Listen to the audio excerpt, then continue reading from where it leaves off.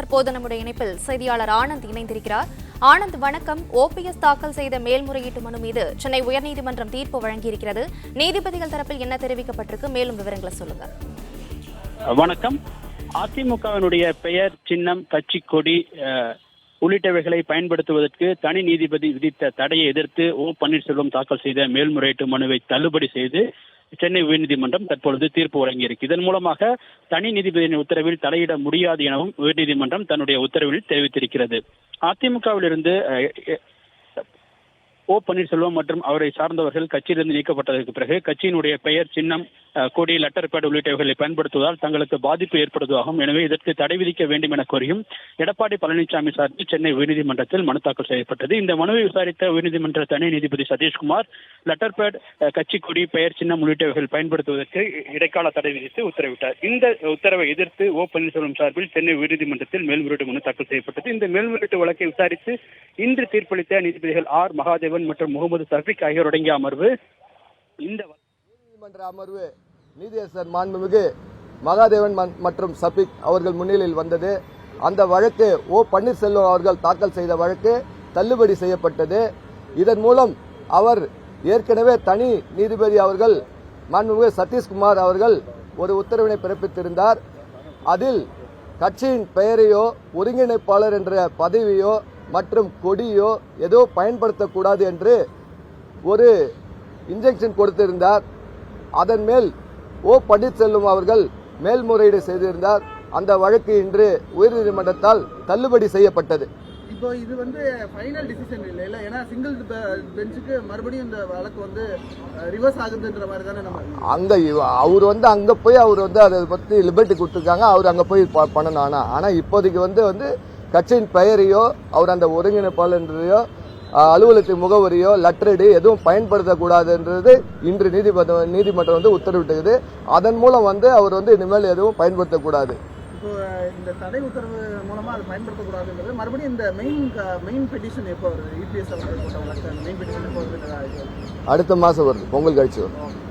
So இது மூலமா ஏற்கனவே பல வழக்குகள்ல தொடர்ச்சியா ஏடிஎம்கேக்கு சாதகமாக வந்துருக்கு. இந்த வழக்கு எவ்வளவு முக்கியமானது? இதன் மூலம் அவர் ஏற்கனவே அவர் சிறப்பு தீர்மானம் மூலம் அவரோட அடிப்படை உறுப்பினரே எடுத்துட்டாங்க. இதுக்கப்புறம் அவர் அதிமுக உறுப்பினர்களே குழப்பத்தை ஏற்படுத்த காரணமாக ஒருங்கிணைப்பாளர்னு சொல்லிட்டும் கட்சியின் கொடியும் பெயரையும் பயன்படுத்தியிருந்தாரு. இந்த இன்னைக்கு அவரோட மேல்முறையீடு மனு தள்ளுபடி செய்யப்பட்டுள்ளது. இதன் பிறகு அவர் எதுவுமே பயன்படுத்த முடியாது என்பது உயர்நீதிமன்ற உத்தரவு.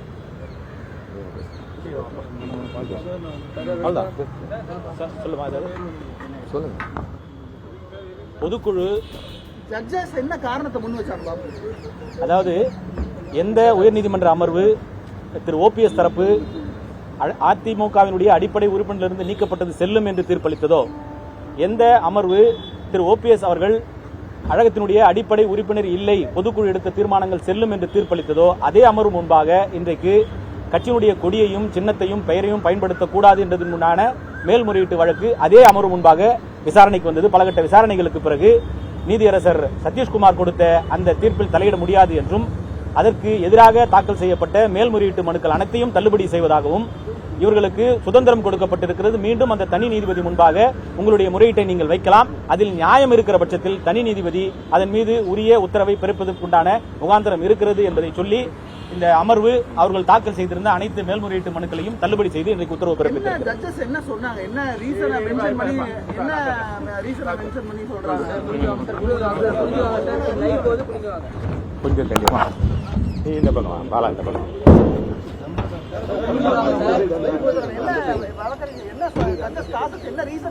அதாவது அதிமுகவினுடைய கொடியையும் சின்னத்தையும் அலுவலக முகவரியையும் பயன்படுத்துவதற்கு தடை கேட்டு அதிமுக சார்பில் அண்ணன் எடப்பாடியார் ஒரு வழக்கை தாக்கல் செய்தார். இந்த வழக்கு தனி நீதிபதி முன்பாக இருந்தது. தனி நீதிபதி அவ்வாறு தடை பயன்படுத்துவதற்கு தடை விதித்திருந்தார். இந்த தடையை எதிர்த்து ஓபிஎஸ் வகைராக்கள் சென்னை உயர்நீதிமன்றத்துடைய டிவிஷன் பெஞ்சுக்கு போயிருந்தாங்க. அதில் அவங்க என்ன வாதாடினாங்க அப்படின்னா, அதிமுக கொடி என்பது அதிமுகவுக்கு சொந்தமானது இல்லைன்னு ஒரு வினோதமான வாதத்தை வச்சாங்க. அது மட்டும் இல்லாமல் அதிமுக அலுவலகம் அது ட்ரஸ்ட்டுக்கு உள்ளதுன்னு ஒரு புதிய பாயிண்ட், அதாவது அது ஏற்றுக்கொள்ளத்தக்கதில்லை, ஏற்கனவே அவங்க வாதிட்ட பாயிண்ட் அல்ல, புதிய பாயிண்ட்டை சொன்னாங்க. அவ்வாறு சொல்வது தவறு. அதாவது அதிமுகவுடைய அலுவலகம்ங்கிறது அதிமுகவுடைய ரெஜிஸ்டர்ட் ஆபீஸா ஏற்கனவே எலெக்ஷன் கமிஷன் அங்கீகரிச்சிருக்கு. அதிமுக கொடிங்கிறது அதிமுகவுடைய சட்டத்திட்ட விதிகளில் இருக்கு. அப்படி இருக்கும்போது அது தனக்கு சொந்தம் இல்லை, அது அதிமுகவுக்கு சொந்தம் இல்லைன்னு எப்படி சொல்ல முடியும்? அவை பயன்படுத்தக்கூடாது. இதனால வீணா குழப்பம் வருது. அதாவது முதல்ல பொதுக்குழுவை கூட்டக்கூடாதுன்னு ஒரு வழக்கு போட்டு அந்த வழக்கு சுப்ரீம் கோர்ட் வரை போய் தோத்துட்டு வந்தாங்க. அடுத்தது அதிமுகவுடைய விதிகள், அதாவது அதிமுக பொதுக்குழுவை கூட்டக்கூடாதுன்னு ஒரு வழக்கு போட்டாங்க. பொதுக்குழுவே தவறுன்னு ஒன்று போட்டாங்க. அப்புறம் பொதுக்குழுவுடைய தீர்மானங்கள் தவறுன்னு ஒரு ரவுண்டு போயிருக்காங்க. அது இப்போ கடைசியாக அது 19ஆம் தேதி வர்ற உச்சநீதிமன்றத்தில் வர இருக்கு. அது ஒரு தனி. இதற்கிடையில் அதிமுகங்கிறது எடப்பாடியார் தலைமையில் இயங்குகிறது. அதிமுக சட்டத்திட்ட விதிகள் திருத்தத்தை, அதாவது ஒருங்கிணைப்பாளர் இணை ஒருங்கிணைப்பாளர் போய் பொதுச் செயலாளர் தலைமையில் இயங்கும், ஒற்றை தலைமை இயங்கும்னு ஒரு தீர்மானம் போட்டோம் இல்லையா, 11/7/2023. அந்த 23 அங்கீகரித்து எலெக்ஷன் கமிஷனை அங்கீகரித்து, எலெக்ஷன் கமிஷன் இரட்டை இலை சின்னம்ங்கிறது எடப்பாடியாருக்கு, அதிமுகங்கிறது எடப்பாடியார் தலைமையில் இயங்குறதுன்னு எலெக்ஷன் கமிஷனை அங்கீகரித்த பின்பு அந்த கொடியையும் சின்னத்தையும் லெட்டர் பேடையும் பயன்படுத்துவதுங்கிறது தவறு. அவ்வாறு பயன்படுத்துறதுனால வீணா குழப்பம் வருது அப்படின்னு சொல்லி தான் இந்த வழக்கை போட்டோம். இந்த வழக்கில் இப்போ பெஞ்ச் என்ன சொல்லியிருக்குன்னா, தனி நீதிபதி விதித்த தடை கரெக்டு, உங்களுக்கு உரிமை இருந்தால் ஏற்கனவே உச்சநீதிமன்றம் சொன்னபடி அதை சிவில் சூட்டில் தான் தீர்த்துக்கணுமே ஒழிய இப்படி பண்ணக்கூடாது அப்படின்னு சொல்லி அவங்க போட்ட மனுவை தள்ளுபடி செய்திருக்கிறது சென்னை உயர்நீதிமன்றத்தினுடைய டிவிஷன் பெஞ்ச். இல்லை, அதாவது எப்பவுமே ஒரு சிவில் சூட் போட்டால் மூல வழக்குன்னு ஒன்று இருக்கும், அதில் இன்ட்ரீம் ஆர்டர்னு ஒன்று கேட்பாங்க. இன்ட்ரீம் ஆர்டர்லேயே மெயின் ஆர்டர் வந்துருச்சு. ஏன்னா அல்டிமேட்டாக ஆர்பி ஆக்ட், மக்கள் பிரதிநிதி சட்டம் 29A படி எலெக்ஷன் கமிஷன் தான் ஒரு கட்சி யார்கிட்ட இருக்குங்கிறத தீர்மானிக்கும். அது எலெக்ஷன் கமிஷன் தீர்மானிச்சிச்சு. இது டிசைடட் ஃபேக்ட். ஆனாலும் அந்த வழக்குன்னு ஒன்று இருக்கும் இல்லையா, அதை முறைப்படி கேட்டு எலெக்ஷன் கமிஷன்லாம் அதில் பார்ட்டியாக வருவாங்க, எல்லாருமே வந்து அதை விசாரித்து முடிக்கிறது. அது பல வருடங்கள் பிடிக்கலாம். ஆனால் அதற்கு இடையில் உங்களுக்கு ஓபிஎஸோட நோக்கம் என்ன? அதிமுக நல்லா இருக்கக்கூடாது, நாசமாக போயிடணுங்கிறது தானே. அதற்காக பல விஷயங்களை அவர் செஞ்சிட்டு இருக்காரு. அதில் ஒன்று இந்த கொடி சின்னத்தை பயன்படுத்து. இது சம்பந்தமாக தமிழ்நாட்டில் நேற்று கூட அரியலூர் மாவட்டத்தில் இது மாதிரி கொடியும் சின்னத்தையும் அவர் தவறாக பயன்படுத்துகிறாங்க, அந்த கொடியை பயன்படுத்தக்கூடாதுன்னு மாவட்ட காவல்துறை கண்காணிப்பாளர்கிட்ட மனு கொடுத்துருக்கோம். அது மாதிரி திருப்பூரில் கொடுத்துருக்கோம், எல்லா இடங்களுக்கும். அது வரும் காலங்களில் தனி நீதிபதியிடம் இதெல்லாம் எடுத்துரைப்போம்.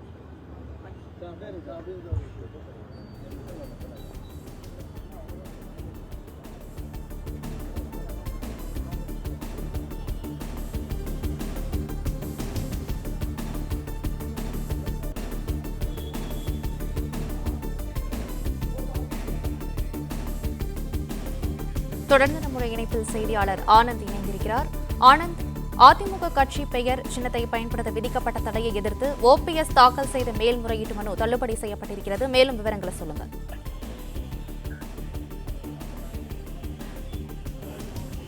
பன்னீர்செல்வம் தாக்கல் செய்திருந்த மேல்முறையீட்டு மனுவை தள்ளுபடி செய்த சென்னை உயர்நீதிமன்றம் இந்த வழக்கில் பொறுத்தவரை பிரதான வழக்கு இன்னும் தனி நீதிபதியிடம் நிலுவையில் இருக்கிறது. அந்த பிரதான வழக்கில் நீங்கள் முடிவு செய்து கொள்ளலாம். தற்போதைய நிலையில் இடைக்கால தடை உத்தரவை நீக்குவதற்கோ, அதிமுகவினுடைய கட்சியினுடைய பெயர், சின்னம், கொடி, லெட்டர் பேட் உள்ளிட்டவைகள் பயன்படுத்துவதற்கோ அல்லது அலுவலக முகவரிகளை பயன்படுத்துவதற்கோ தனி நீதிபதி விதித்த தடை உத்தரவை நீக்க முடியாது எனவும், தற்போதைய நிலையில் இந்த அனைத்து மேல்முறையீட்டு மனுக்களையும் தள்ளுபடி செய்வதாகவும் நீதிபதிகள் தங்களுடைய தீர்ப்பில் தெரிவித்திருக்கின்றனர்.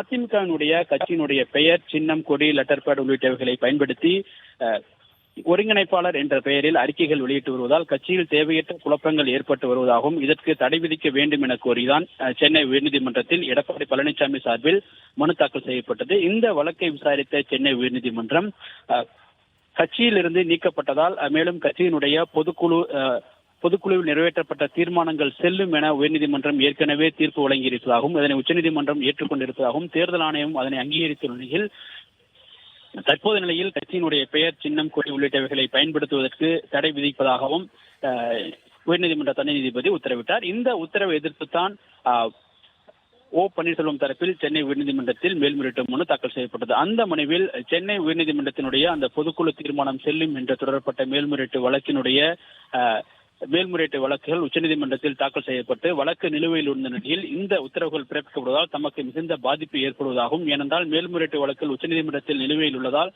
தாமும் அதிமுகவினுடைய அடிப்படை உறுப்பினராகவும் அதே போன்று ஒருங்கிணைப்பாளர் என்ற முறையில் தாம் இருப்பதாகவும், எனவே தாம் அந்த கட்சியினுடைய பெயர், கொடி, சின்னம் உள்ளிட்டவைகளை பயன்படுத்துவதற்கு தடை இல்லை எனவும் அதற்கு விதிக்கப்பட்ட தடையை நீக்க வேண்டும் எனவும் தான் வாதிடப்பட்டது. அதற்கு எடப்பாடி பழனிசாமி தரப்பில் ஆஜராகியிருந்த மூத்த வழக்கறிஞர் விஜய் நாராயணன் இந்த தடை உத்தரவு என்பது சரியான காரணத்திற்காக பிறப்பிக்கப்பட்டிருப்பதாகவும், கட்சியில் தேவையற்ற கட்சியின் உறுப்பினர்கள் மற்றும் பொதுமக்களிடையே இரட்டை தலைமை என்ற முறையில் தான் ஒரு தேவையற்ற குழப்பத்தை ஏற்படுத்துவதாகவும், இது வருகின்ற நாடாளுமன்ற தேர்தலுக்கு மிகப்பெரிய பாதிப்பை கட்சிக்கு ஏற்படுத்தும் எனவும், எனவே கட்சியிலிருந்து நீக்கப்பட்டது செல்லும் என்ற பொதுக்குழு தீர்மானத்தின் அடிப்படையில் தான் அவர் கட்சியில் இல்லை எனவும், எனவே இந்த நிலையில் அவர் கட்சியினுடைய பெயர், சின்னம், கொடி உள்ளிட்டவைகளை பயன்படுத்துவதற்கு தடை விதிக்க வேண்டும் எனவும் தான் வாதிடப்பட்டது. அனைத்து தரப்பு வாதங்களுக்கு பிறகும் வழக்கினுடைய தீர்ப்பை தள்ளி வைத்திருந்த சென்னை உயர்நீதிமன்றம் இந்த வழக்கில் இன்று தீர்ப்பளித்தது.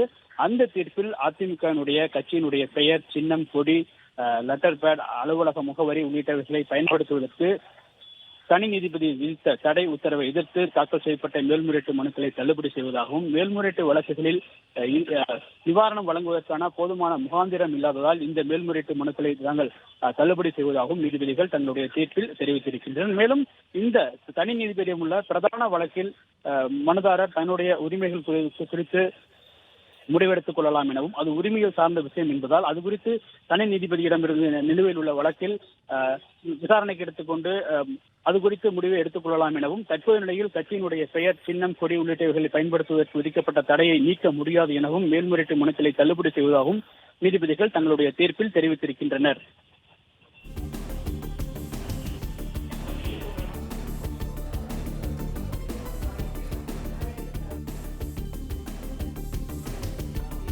தகவல்களுக்கு நன்றி ஆனந்த்.